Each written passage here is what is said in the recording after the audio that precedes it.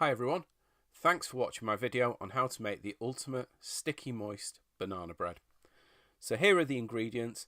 I'm adding pecan nuts, about 150 grams. It's a really great recipe for using up leftover nuts or dried fruit, or you can just make it without.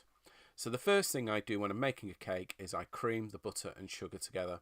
The butter is soft, I've just softened it in a microwave, and it's really important to make sure that all your other ingredients are at room temperature.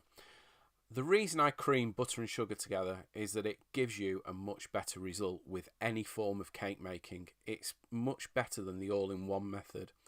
Doing this captures air naturally, which will give your cake a really good rise and also a fluffy texture. So I'm just beating it together for about 3 minutes, scrape it down and then just beat it again. You can see the more you beat it, the more pale it becomes, and that means it's grabbing air molecules. So once you're done with that, another scrape down, and I add the eggs next, which I've just cracked into a bowl. I've given them a quick whisk, and pretend you're making mayonnaise, and that means just add them slowly with the mixer on a fairly good high speed, and just dribble them in. And if you do it this way, they won't split and you won't end up with a scrambled mixture.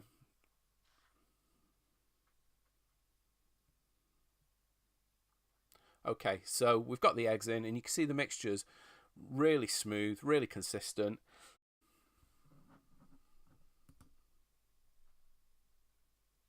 So the next thing we're going to do is add our bananas. So there's 4 ripe bananas, and you can see also the nuts, and I've just mashed the bananas up and I've just broken the nuts up roughly using my fingers.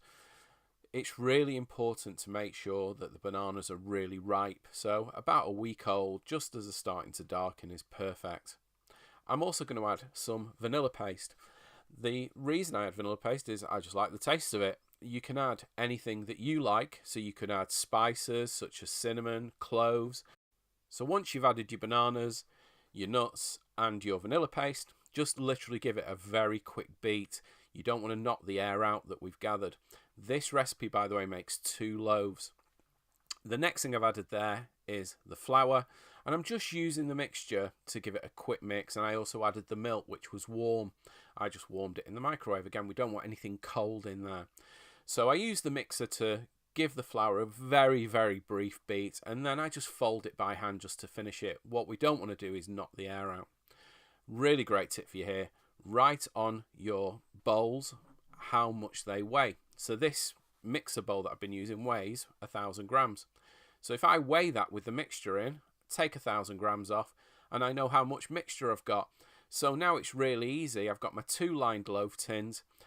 I'm cheating, I'm just using pre-bought liners because it's a really quick recipe to make. I'm using 2 bulldog clips to hold it in place. So I know how much mixture I've got.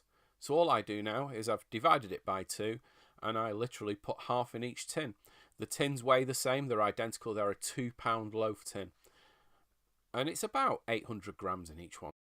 Now anybody that's been watching my other videos, you'll know that I'm a big advocate of a baking stone. And that is literally a cheap cutting board with the rubber feet taken off that's been heating in the oven for about an hour. And I've had the oven set at 200°C to heat the stone up. And then I've just reduced it to 160°C fan. And these are baking for about 40 minutes initially. Now, they're not going to be ready. Loaf cakes this size take about an hour, and you can see there the mixture is still wet, but the tops are well coloured. So another really great tip, just put on loosely a piece of foil with a hole punched in the middle to let any steam out. This will stop the bakes from colouring, but the insides will still keep cooking. Now, there's a fine line between a sticky moist cake that is cooked and one that is raw. So make sure the skewer comes out perfectly clean. So you see there, I gave them about another 15 minutes. It's still not quite there, so I'm giving it another 5 or 6 minutes. Don't be tempted to pull them out until that skewer is completely clean. They will be absolutely fine, and they should feel firm, and the skewer should be clean and dry. And the cake should have just started shrinking away from the edges of the tin, which you can see there they have. So all in all, they took about an hour to bake at 160°C fan on a hot stone in the middle of the oven.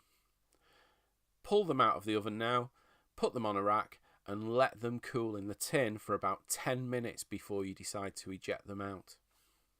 Okay, so here we can see the finished loaf, and they slice perfectly. The paper liners I used are non-stick, which are great, and they fit the tins perfectly. So you can see here it should be gooey, slightly sticky, but not raw. And the way to tell that it isn't raw is if I rip one piece in half, it should look fluffy. And you can see as well the mixture, because we creamed it and it had lots of air, the nuts haven't sunk to the bottom, they're evenly distributed. So thank you for watching my latest video. I hope you've enjoyed it, and don't forget to check out my other ones. Bye.